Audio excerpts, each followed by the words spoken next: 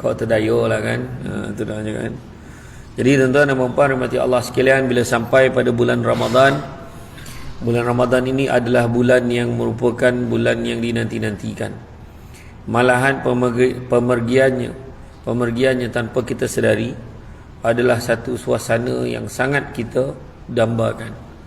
Sebab bulan inilah orang datang ke masjid tanpa dipaksa. Bulan inilah muka yang tak pernah nampak tiba-tiba nampak.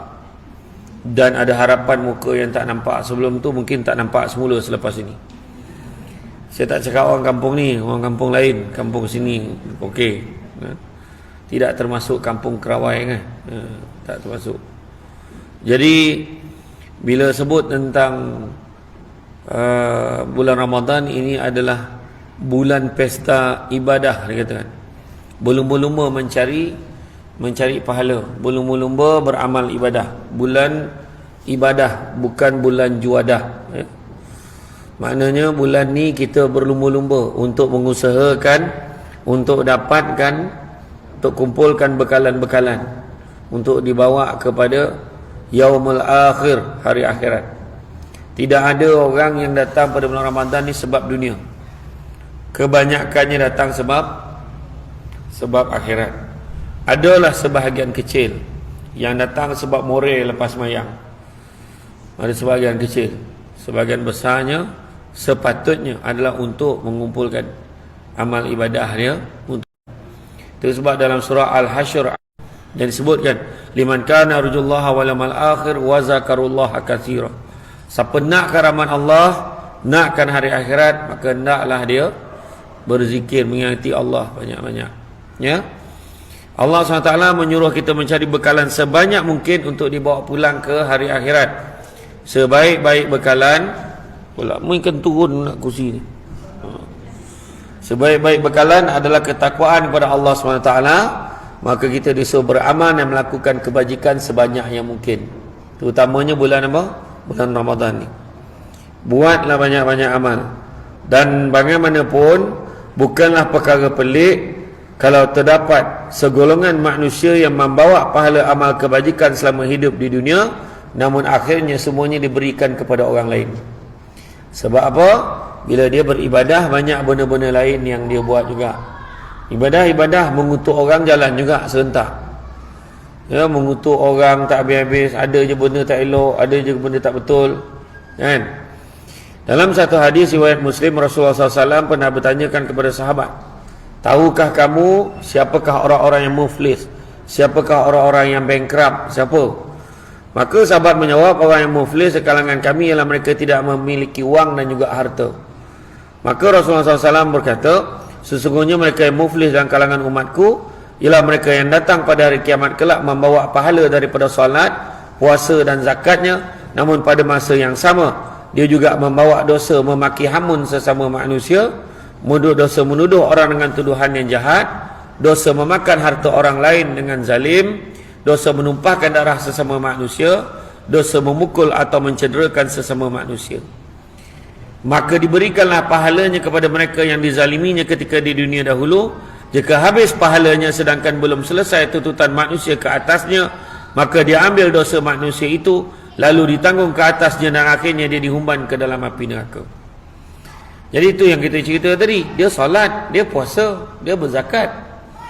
Bulan Ramadan ni semua amalan baik dia buat, tapi dalam masa yang sama dia juga membawa dosa memaki hamun sesama manusia. Cuba tengok dalam Facebook, cuba tengok dalam Instagram, cuba tengok dekat dalam TikTok, Twitter, cuba tengok. Letak aja gambar pemimpin, tak kisahlah pemimpin mana sekalipun, baik kerajaan, baik pemangkam. Kadang-kadang silap-silap letak gambar ketua kampung pun dia balun. Jangan cakap mentari kan. Ini semua tali barut ni dia kata kan. Contohlah, ada je benda nak kutuk. Dan kemudian Syamsul Debat komen dekat bawah tu, Nabi ajar ke macam ni. Lepas tu Syamsul Debat pula kena balun dengan orang. Macam tu lah. Jadi itulah perangai kita yang kadang-kadang kita tak sedar. Sebab kita kena faham, Abu Laits As-Samarkandi menyatakan bahawa sesungguhnya tanda takut kepada Allah ni terlihat pada 7 perkara. 7 perkara. Yang pertama disebut adalah pada lisannya. Yang kedua, pada pandangan matanya. Yang ketiga, pada hatinya. Keempat, pada perutnya. Yang kelima, pada tangannya. Yang keenam, pada langkah kakinya. Dan yang ketujuh, pada ketaatannya kepada Allah dan Rasul. Bila sebut pada lisan, lisan ni ada dua. Lisan bercakap dan lisan berjari. Lisan bercakap, kita cakap. Berjari, makna apa yang kita type. Apa yang kita tulis, apa yang kita tulis dalam Facebook, kita tulis dalam media sosial, menurut pandangan sebahagian besar ulama, itu juga dinisbahkan sebagai apa yang kita cakap. Contohnya, nampak orang bagi bantuan banjir kepada kampung apa tadi? Apa? Selat Manggis. Hantar bantuan dekat kampung Selat Manggis, masuklah dalam Facebook. Ni semua nak cari populariti ni. Tengok ayat. Ada je ayat nak cakap. Kau dah lah tak bagi, kau mengangkang ni kat rumah, kau banyak cerita kau. Kan? Kalau kau tak boleh bagi, paling tidak syukur alhamdulillah ada orang bagi. Macam tu ayat. Dah lah tak bagi, mengutuk pula lagi. Tu antaranya lah. Kan? Memaki hamun sesama manusia, kemudian menuduh orang dengan tuduhan yang jahat. Tuduh orang ni macam ni, tuduh orang ni macam tu, sedangkan belum tentu lagi dibuktikan apa yang kita perkatakan itu. Kan tu belum cerita memakan harta orang lain dengan zalim. Maka bayangkanlah ketika Allah Ta'ala sebut mahkamah mahsyar dengan ini dibuka, maka beraturlah panjang orang dekat hadapan kita. Masa tu kita dengan yakinnya pahala dengan banyak ni, pahala banyak, berat betul pahala ni, dosa sikit je kononnya lah. Kemudian kita buat kezaliman, ambil satu pahala, ambil satu pahala, ambil satu pahala, ambil, sudahnya habis pahala. Kita pun cakap, ya Allah, kenapa mereka berbaris panjang lagi ke depan aku ni? Pahala aku dah habis dah ni. Maka Allah Ta'ala beritahu, sebabkan pahala kamu dah habis, dosa orang tu pula kamu ambil. Dosa kamu tu pula ambil.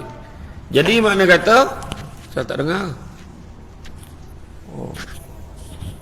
Kena ulang balik semula ke apa ni? Jadi makna kata, jangan kita buat benda yang sia-sia dan akhirnya akan menyusahkan diri kita balik. Jangan kita buat. Rugi kita. Ya bangun. Allahu Akbar. Kita semayang dengan penuh bersungguh-sungguh dah ni, sunat tarawih, tapi sudah habis pahala kita, burn macam tu ya. Kan? Setiap manusia akan menuntut semua pembalasan di atas setiap kezaliman yang pernah dilakukan seseorang atas dunia, dan antara dosa yang paling banyak dilakukan sesama manusia adalah disebabkan oleh lidah. Bercakap, kan? Lidah tidak bertulang. Selain daripada itu, kita mengambil hak milik orang lain tanpa kebenaran dengan cara salah serta zalim. Bila kata ambil duit orang secara zalim, termasuk jugalah orang yang meminjam tapi tak nak pulang. Ni aku nak beritahu. Jangan ingat mencuri aja. Pinjam duit boleh. Nak pakai duit sangat ni 500, lepas tu hilang ingatan. Tu salah tu. Sebab apa dikatakan dalam satu hadis, barang siapa yang meminjam tapi dengan niat tak nak pulang, akhirat besok dia akan dihimpunkan bersama perompak, pencuri, penyamun. Kenapa pula? Sebab pencuri, perompak, penyamun memang ambil hak orang memang dengan niat tak nak pulang.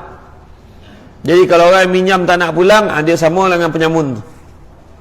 Jadi hati-hati. Tanda-tanda akhir zaman, orang yang memberi pinjam segan dengan orang yang meminjam.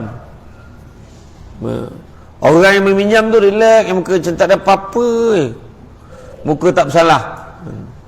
Kita ni tengok, wah dia ni dahsyat betul, duit aku tak bayar lagi, kereta dah tukar, sport rim tukar, handphone baru lagi, dahsyat dia. Kita pun pergilah jumpa, Assalamualaikum, salam bang, sihat-sihat bang, inilah segan aja, cakaplah apa hal? Duit ni abang pinjam itulah, abang tak pulang lagi. Ada ke aku pinjam? Tu tak tahan tu. Dia siap tanya balik, adakah aku pinjam? Itulah ada perangai kan, yang berlaku kan. Termasuk cara mencuri, scammer, menipu.